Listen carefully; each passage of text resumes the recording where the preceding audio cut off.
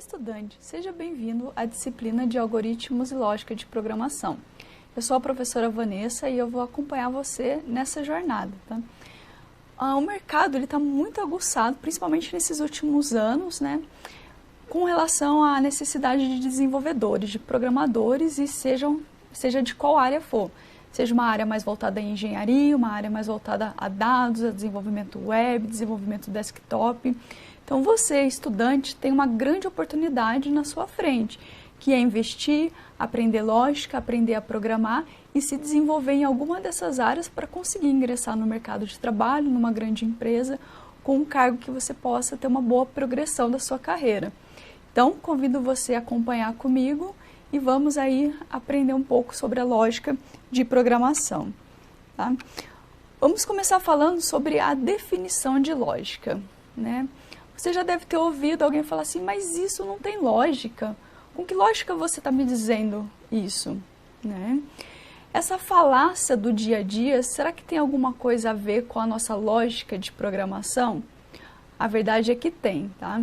Então, a lógica de programação, ela se apropriou de alguns recursos da lógica formal, a lógica que foi criada por matemáticos, que é embasada em fundamentos matemáticos.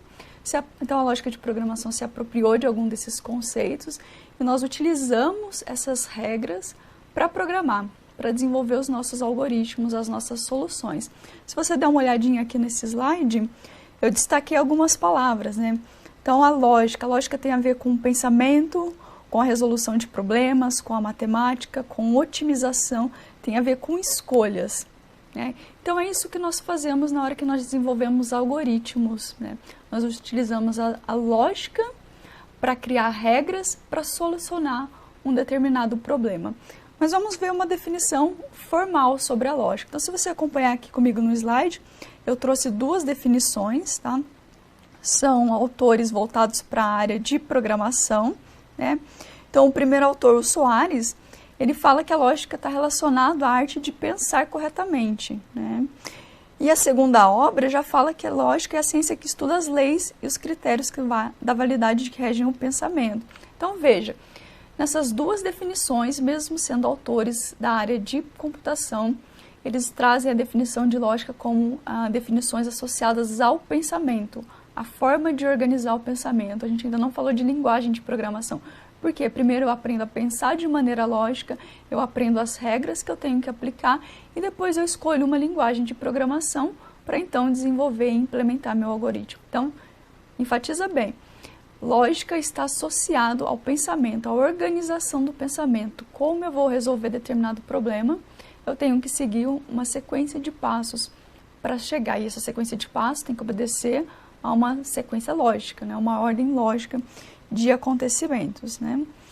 No raciocínio lógico, que está embasado, né, nos fundamentos matemáticos, a gente tem conceitos básicos. Né? Então, olha esse exemplo que eu trouxe aqui no slide. Né?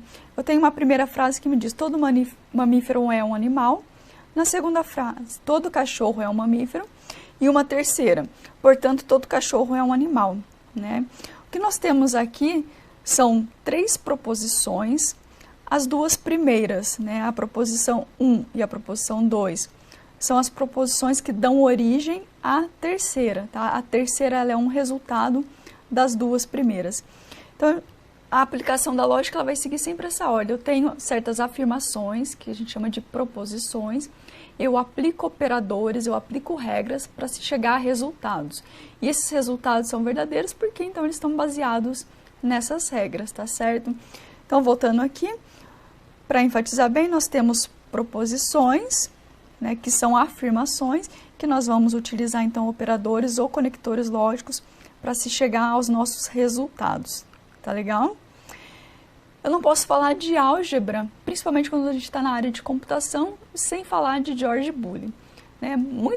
Tudo na computação tem fundamento, principalmente matemático. Tá? Então, grandes matemáticos ao longo do tempo contribuíram para a construção dos conceitos e regras que nós temos hoje. George Boole foi um deles. Né?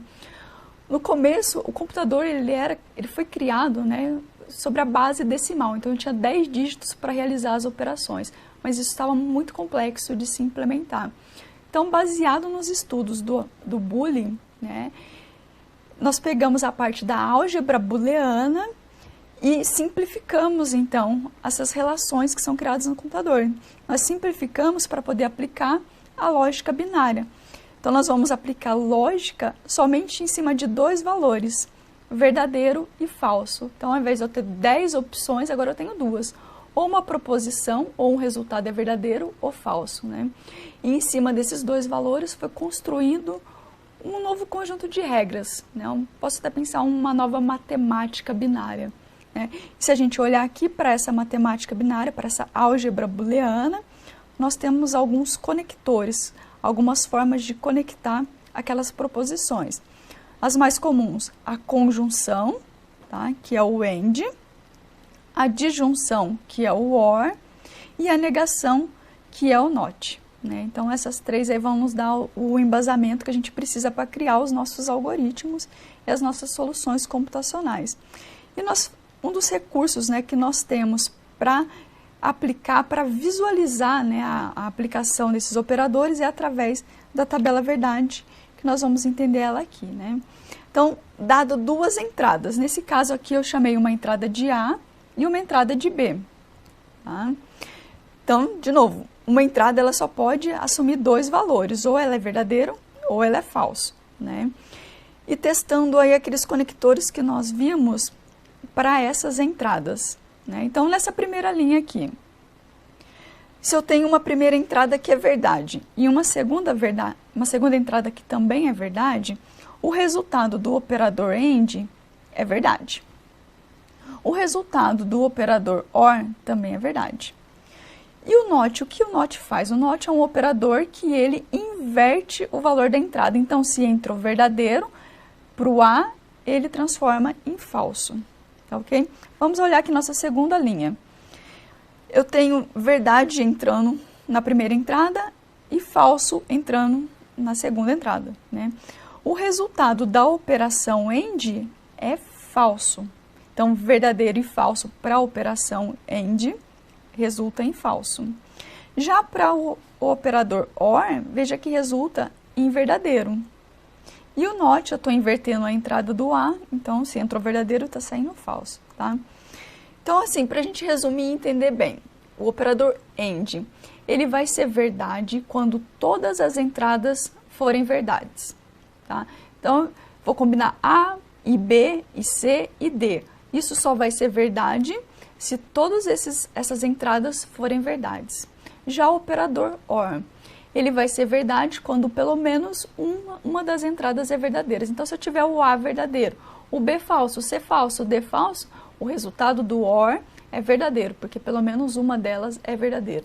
E esses conectores, eles têm tudo a ver, a gente vai utilizar muito quando nós estivermos implementando nossos algoritmos em uma linguagem de programação, tá ok? Então, aqui está, de novo, um resumo dos operadores, né? É importante a gente se atentar à ordem de precedência, tá? Existe uma ordem de preferência que eles vão ser aplicados, assim como acontece numa equação matemática, né? Aqui, o que seria resolvido primeiro? Essa soma ou essa multiplicação? O que tem preferência? O que tem precedência? A soma ou a multiplicação? É a multiplicação, né? Então, aconteceria primeiro essa multiplicação, 3 vezes 4, 12, e somaria com 2, que daria 14. Então, os operadores lógicos, eles também têm essa regra de precedência. Primeiro é feito o NOT, o segundo é o AND, o terceiro o OR, e o quarto é a implicação, que é o resultado de uma operação, tá ok? Então, se a gente quisesse construir um triângulo, né, obedecendo, aplicando essas regras lógicas, como que ficaria? Para construir um triângulo, a soma da distância, né, do comprimento de 2 lados tem que ser maior que o terceiro lado. Então, a soma do primeiro lado com mais o segundo tem que ser maior que o terceiro. Qual operador nós usaríamos para construir uma regra, né? Tem que ser o AND, porque a soma tem que ser maior nos 3 casos, no primeiro, e no segundo, e no terceiro, tá ok? Então, aqui eu deixo o exemplo para você. E é muito importante que você leia seu material e tente fazer os exercícios, tá? Aprender a programar demanda prática, demanda aí uma disponibilidade da sua parte em aprender. E eu te garanto que vale a pena no mercado de trabalho. Te vejo na próxima aula.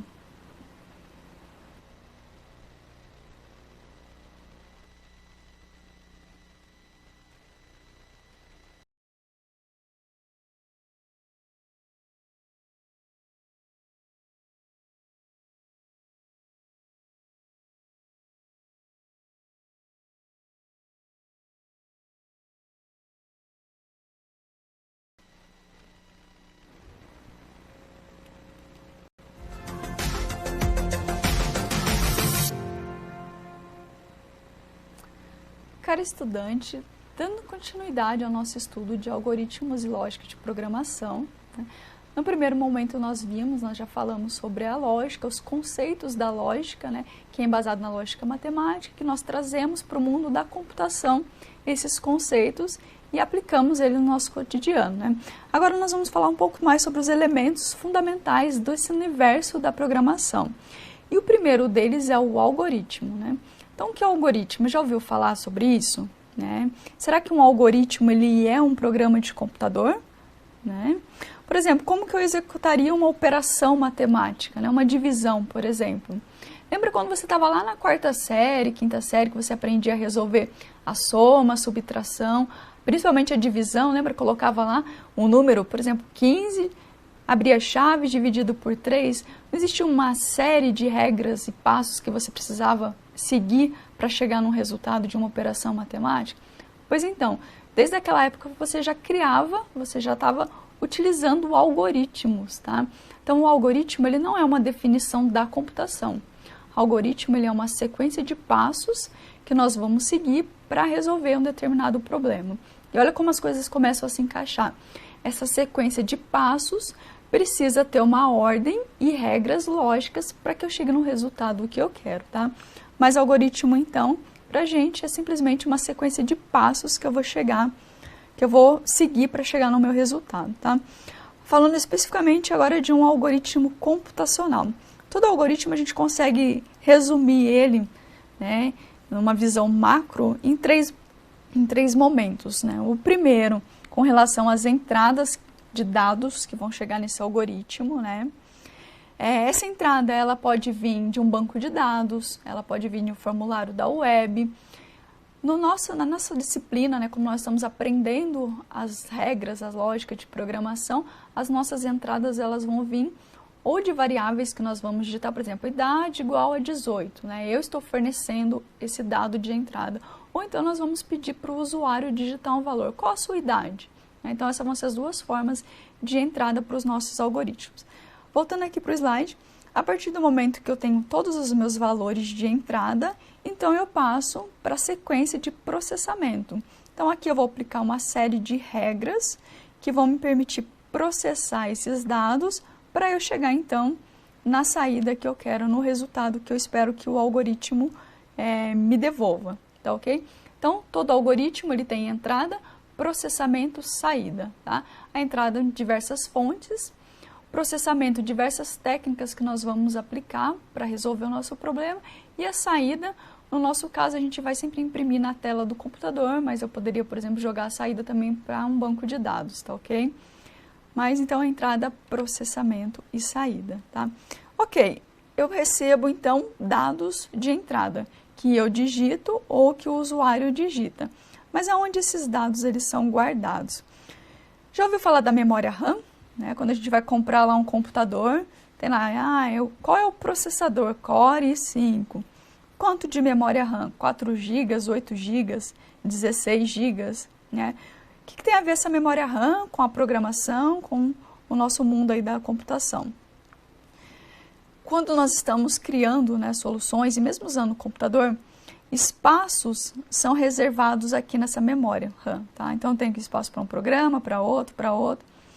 E esse espaço, obviamente, ele é limitado, né? Quando eu compro um computador com 4 GB de memória RAM, significa que eu posso pôr 4 GB de dados ali nessa memória que é temporária. Quando o computador é desligado, tudo que está aqui é apagado, tá? Então é uma memória temporária. E onde que entra a variável nisso? Quando eu crio uma variável, por exemplo, uma variável chamada valor 1, que recebe aí 5 mais 3, recebe o valor 8. O que acontece, né, no algoritmo? Ele vai lá na memória RAM, vai ser alocado um espaço para ser guardado esse valor, tá ok? Então, por exemplo, aqui criando a variável idade, que recebe o valor 21. Lá na memória RAM, então, é reservado um espaço e é colocado esse valor lá dentro. E óbvio, né, nós já estamos no nível de hardware, então eu estou falando de zeros e uns, que é o que o computador de fato entende. Por mais que a gente programe num alto nível, né, numa linguagem próxima à linguagem humana, o computador somente entende zeros e uns. Então existe um trabalho aí de tradução do que a gente escreve para o que acontece internamente no computador. Então variável, ela é um espaço alocado na memória RAM, onde eu vou guardar esses dados de forma temporária. Se eu desligar o computador, tudo que está na memória RAM é apagado. Tá ok? Mas é um recipiente. Eu tenho a memória RAM, eu vou lá, eu separo um espacinho, eu falo, quero guardar valores dentro desse espaço, tá ok? Isso é uma variável dentro de um algoritmo, tá? Voltando aqui para o slide, esses espaços que eu vou alocar na memória RAM para guardar tipos de dados, né? Muitas vezes eu tenho que dizer qual é o tipo do dado que eu quero guardar lá dentro, né? E a gente pode ter o tipo numérico, né, que é dividido em números inteiros, então exemplos aí de número inteiro, idade, quantidade de filhos, né, e os números reais, lá do conjunto dos reais da matemática, né, que são os números com vírgula. Então, por exemplo, a altura de uma pessoa, o salário, o peso, né. Então, o numérico a gente divide em dois grandes tipos, inteiro e real. As variáveis do tipo literal, que nós chamamos de string, né, que vão guardar textos, nome, endereço. E nós temos ainda as variáveis do tipo lógico, que são as variáveis booleanas, que elas vão guardar dois valores, sim ou não, 0 ou 1, true ou false, tá? Nós podemos encontrar essas definições, aí, essas palavras, quando a gente olha para a literatura, tá? Mas variável booleana é uma variável que vai guardar ou verdadeiro ou falso, um dos dois, binário. Lembra da lógica lá de Boolean, né? Álgebra booleana, variável booleana. Né?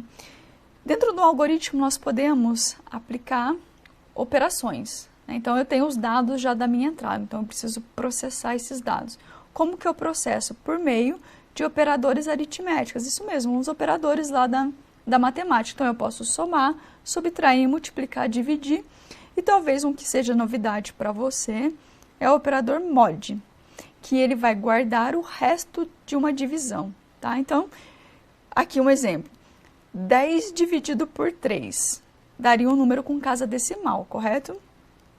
O que o mod faz? Ele divide pelo valor inteiro, né? Então, 10 dividido por 3 dá 3 e sobra 1, tá? Então, o mod ele vai guardar 1, o resto da divisão. Então, ele pega uma divisão, pega o número inteiro e guarda esse resto. Nós também temos operadores relacionais que me permitem comparar valores, também da matemática, né? Eu posso ver se o número é maior, se é menor, se é maior ou igual. Olha o ou aqui, né? Se é menor ou igual. E talvez o que seja novidade para você dentro dos algoritmos são essas duas notações de igual, que eu quero comparar se um valor é igual a outro. Eu uso dois iguais. E se eu quero comparar se ele é diferente, então eu uso o sinal de maior e menor juntos, tá ok? Então, esses são os operadores relacionais. Para eu atribuir um valor para uma variável, nós usamos essa setinha aqui, indicando que eu quero atribuir o resultado desta soma dentro de uma variável chamada nota, tá? Então, é a mesma ideia da representação matemática, né? Na matemática eu não teria nota igual N1 mais N2. Então, no algoritmo eu uso essa setinha indicando que eu vou guardar o resultado do lado esquerdo aqui da minha operação, tá ok? Então, algoritmo tem entrada, processamento e saída. Entrada eu vou guardar dentro de variável, né? O processamento, até o momento nós vimos que eu consigo processar utilizando operadores matemáticos e operadores relacionais. É só isso, professora? Não. Conforme nós vamos avançando nas aulas, nós vamos conhecendo mais técnicas que nós podemos utilizar nesse momento de processamento, tá ok? mais o que você precisa entender e guardar nesse momento. Eu posso aplicar operações matemáticas e operações relacionais, que eu vou comparar os valores, tá ok? Te vejo no próximo bloco.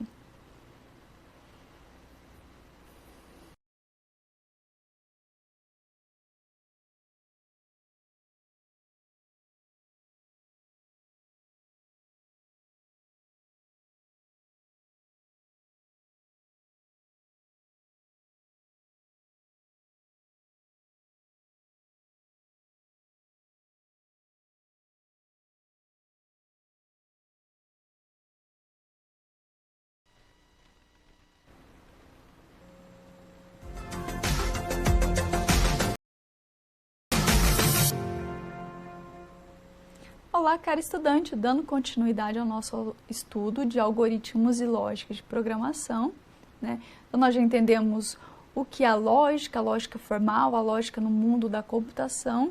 Já vimos o que é um algoritmo, uma sequência estruturada de passos, que eu vou aplicar regras para chegar no meu resultado, né? Um algoritmo, ele tem entrada, processamento e saída.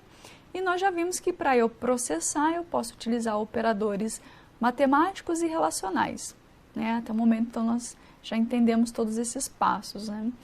Mas como que eu represento um algoritmo? Tá? Já entendi que eu posso usar esses recursos, mas como que eu vou começar a desenvolver meus algoritmos? E é o que nós vamos ver agora.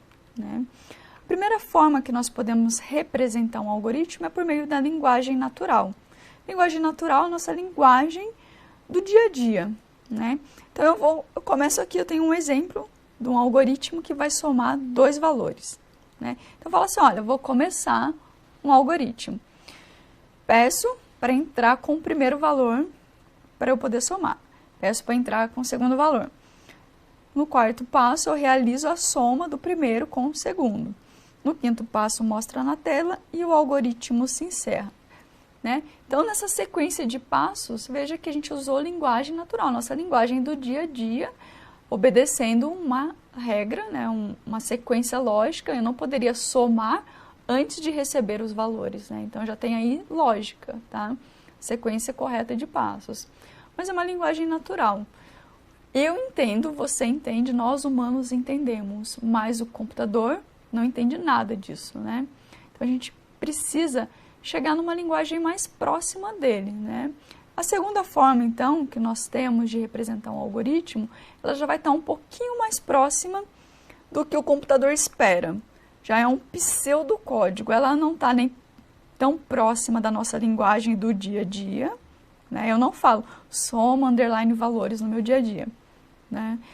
Então, ela já está um pouco mais longe da minha linguagem, está mais próxima da linguagem do computador. Né? Então, como que fica? É o mesmo algoritmo, somar dois valores, mas em pseudocódigo.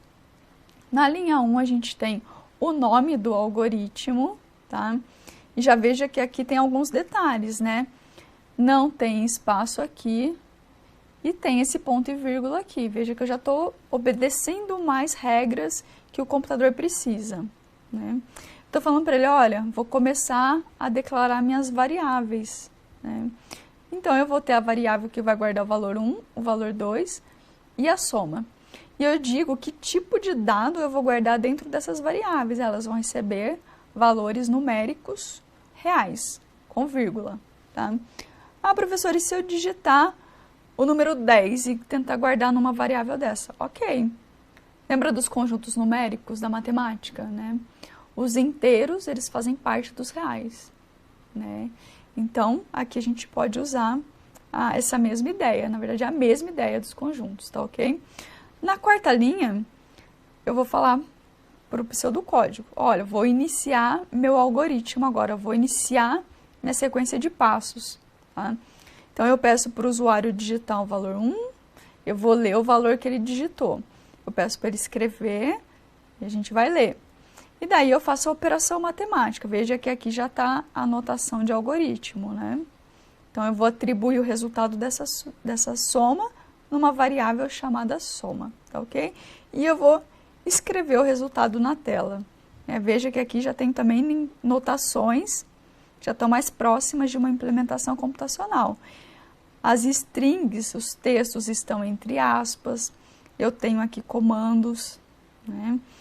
Eu tenho aqui uma string entre aspas, vírgula, uma variável, né? Então, aqui já estou bem próxima da notação que uma linguagem de programação vai me exigir, né? E aqui simplesmente avisando que eu vou terminar o algoritmo. De novo, um novo pseudocódigo. Agora, ao invés de somar, eu vou multiplicar dois valores. O que muda do algoritmo anterior? Eu mudei o nome. Veja que a sequência de passos é a mesma. Nome do algoritmo, seção de variáveis, início do algoritmo. Solicito para o usuário, né, alguma informação, guardo essa variável, esse valor que ele digitou em alguma variável, né? Armazeno aí o resultado da operação por meio do operador, né, de atribuição, e aqui eu estou mudando a multiplicação, tá? Então, o pseudocódigo, né, ele já vai estar mais próximo da linguagem, da notação, para eu implementar numa linguagem de programação, mas já não está tão próximo da nossa linguagem, né? Já tem que tomar cuidado com as vírgulas, ponto e vírgula, string entre aspas. Já aparecem comandos, escreva, leia, a atribuição, né? Então, mas já fica mais fácil na hora da gente implementar, tá ok? E tem uma terceira forma, que é muito utilizada, tá? Principalmente no começo de um projeto, né? Que a gente precisa ter uma visão geral de onde a gente quer chegar, que é o fluxograma.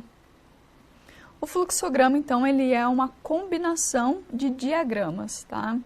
Então, aqui, ó, o mesmo algoritmo que soma dois valores, só que agora é em fluxograma.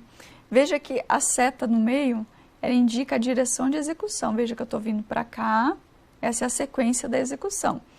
Não coube aqui, né? Então, eu vim aqui para essa sequência aqui. Tá? Então, essa é a ordem de execução. Início, seção de declaração de variáveis. Aqui eu estou solicitando para ele digitar um valor. Estou lendo e guardando na variável o valor que ele digitou. Solicitando o outro valor, guardando dentro da segunda variável, né?